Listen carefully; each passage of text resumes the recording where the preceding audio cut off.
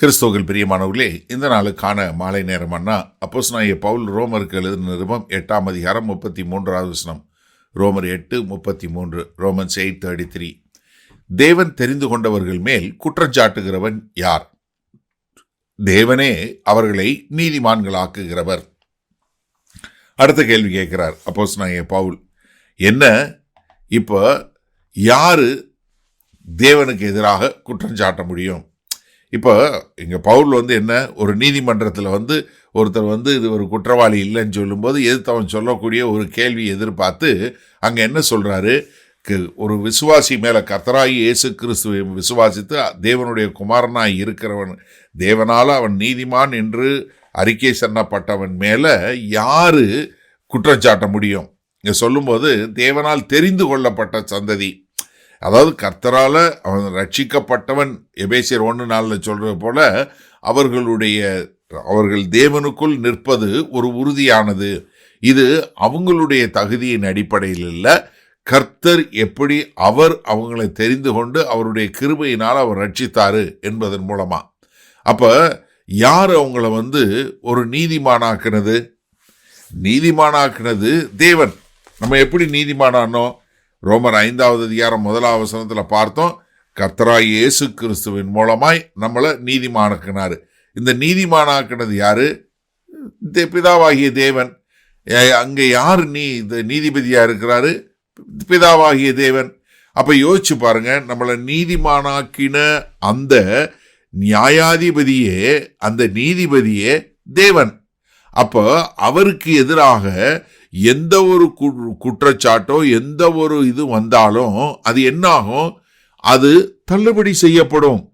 நீங்க ஏசாயா 50ஆவது அதிகாரத்தில் 8:9 பாருங்க. என்னை நீதிமானாக்குகிறவர் சமீபமாய் இருக்கிறார், என்னோட வழக்காடுகிறவன் யார்? ஏகமாய் நிற்போமாக, யார் எனக்கு எதிராளி? அவன் என்னிடத்தில் வரட்டும்.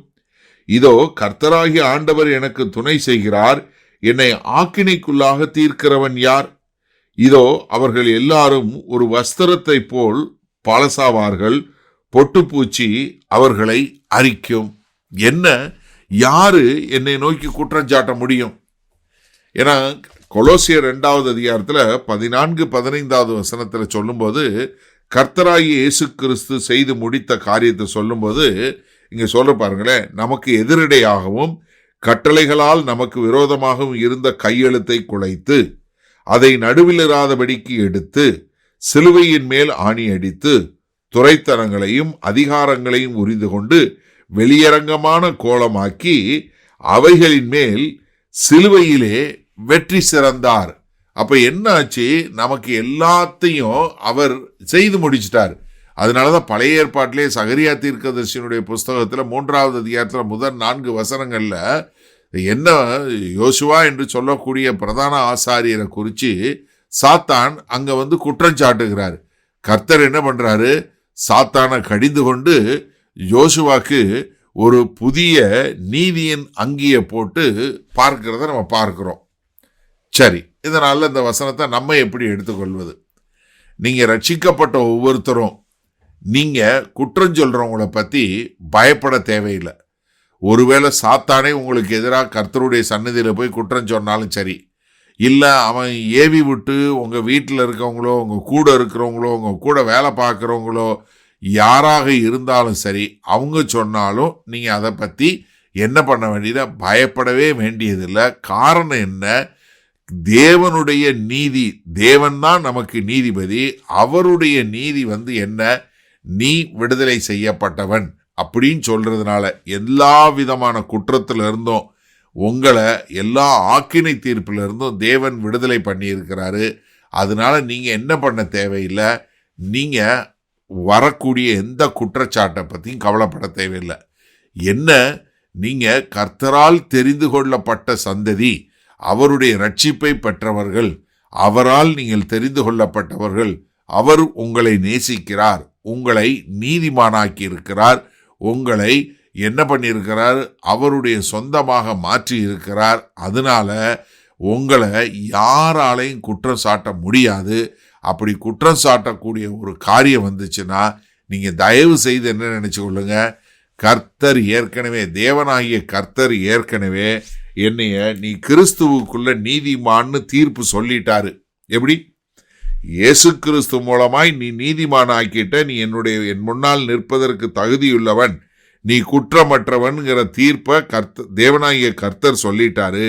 அதுதான் உண்மை. அதனால எந்த ஒரு குற்றச்சாட்டா இருந்தாலும் சரி, அது யார் மூலம் வந்தாலும் சரி, நான் அதை குறித்து பயப்பட போவதில்லை, அதை குறித்து கவலைப்படுறதில்லை. கர்த்தருடைய நீதியினுடைய வார்த்தை மேற்கொள்ளும், அதுதான் நிற்குங்கிற ஒரு உறுதியான நம்பிக்கையில வாழ நம்மளை ஒப்பு கொடுப்போமா?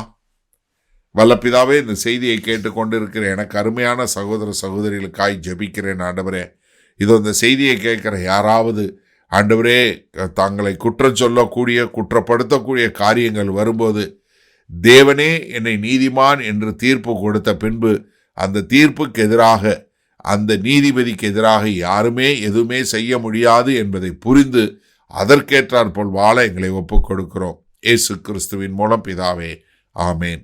கர்த்தர் உங்களை ஆசீர்வதிப்பாராக. நாம் நாளை காலை தினசரி தியானத்தில் சந்திப்போம். Good night.